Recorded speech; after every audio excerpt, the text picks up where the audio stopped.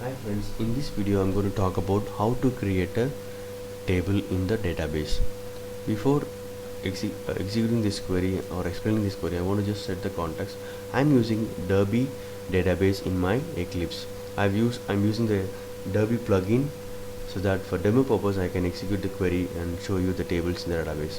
So I have already created one database and there are tables created. There is one table created, test table. I'm going to create one more table called employee. So how to create a table in the database?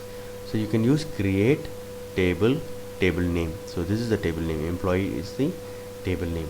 So create table name, and this is within the bracket you can give the column names: employee ID, last name, first name, employee designation, address, city, salary, and the next argument is the data type: integer, varchar, string, and integer. What is this primary key? Primary key is used to uniquely identify a row from the database table.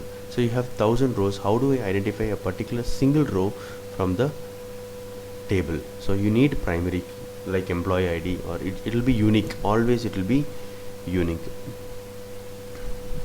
So let's execute this. Using this query you can create a table in the database. So I'm going to select this query and right click, execute selected text. So this is going to create a table. It says it is created.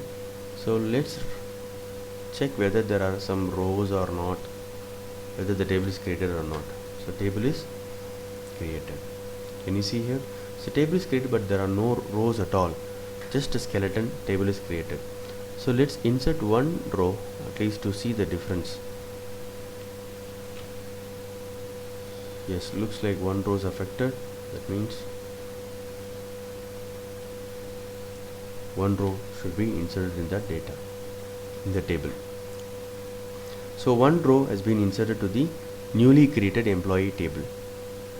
Okay, so this is how you can create a table in the database. So using this query you can do it, and it depends on the context. If you want different table with different column names and different primary keys, you can use that. So basically you can use create table SQL query to create the table in the database.